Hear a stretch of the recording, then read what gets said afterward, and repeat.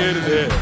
அதாவது ஆட்சியில் இவங்க தான் இருப்பாங்களா, அதுக்கு லைசன்ஸ் கொடுக்கறது இவங்க தானா, மைன்ஸோட லைசன்ஸ் கொடுக்கறது இவங்க தானா, அவங்க குடும்ப உறுப்பினர்களும் தொழில் பண்ணுவாங்களா? ஆனா ஆதாரம் தான் சொல்லுங்க, ஆதாரம் தான் சொல்லுங்க. அமைச்சருக்கு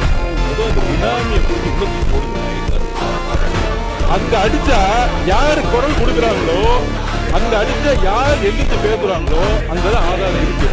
மக்கள் மன்றத்துக்கு முன்பு நாங்க ஆதாரம் கொடுத்தா போதும். யாரையும் ஜெயில தள்ள வேண்டாம். எந்த தேர்தலையும் யார் யாரெல்லாம் பினாமி நிறுவனம் உருவாக்கி மைண்ட் பண்ண கூட எந்த தேர்தலையும் அவங்க ஜெயிக்கவே முடியாது. எழுதி வச்சுக்கோங்க. முன்னாள் அமைச்சர் அப்படிதான் மதுரையில் ஒருத்தர் மைண்ட் கண்ட்ரோல் பண்ணாரு. டெபாசிட் வாங்கல, மதுரையில ஜெயிச்சு வந்திருக்காரு. மதுரை ஏத்துமா ஜெயிச்சாங்க. முன்னாள் அமைச்சர் மதுரையில எல்லா மைண்ட்ஸும் கண்ட்ரோல் பண்ணாங்க. அதனாலதான் அவருக்கு சட்டத்தை போய் வர முடியல. இதுதான் மக்களுடைய தீர்ப்பு. எப்பொழுது மக்களுடைய சொத்தை தன்னுடைய பினாமி நிறுவனங்கள் மூலம், தன்னுடைய குடும்ப நிறுவனங்கள் மூலம் கைப்பற்றாங்களோ, மக்கள் தேர்தல் அரசியல தூக்கி எறிவாங்க. எழுதி வச்சுக்குவோம். இதுதான் புதிய அரசியல். நாங்க ஒரு மைண்ட் தொட மாட்டோம், நாங்க மனதை தொட மாட்டோம்.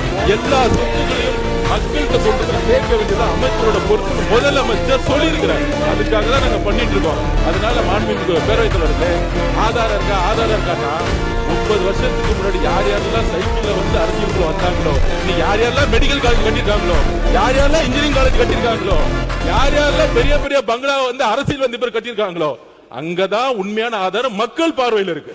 மக்கள் தேர்தல் அரசியலில் தூக்கி எறிவார்கள். இதுதான் ஊழல், இதுதான் ஊழல். இந்த ஊழல் சாம்ராஜ்யத்தை ஒழிக்கிறதுக்கு ஆதாரம் தேவையில்லை, மக்களே முடிவெடுப்பாங்க. நீங்க ஒண்ணு எழுதி வச்சுக்கோங்க. அண்ணா பிறந்த ஊர்ல காஞ்சிபுரத்துல திமுக ஒரு தொகுதி கூட ஜெயிக்கல. இதுதான் ஆதாரம்.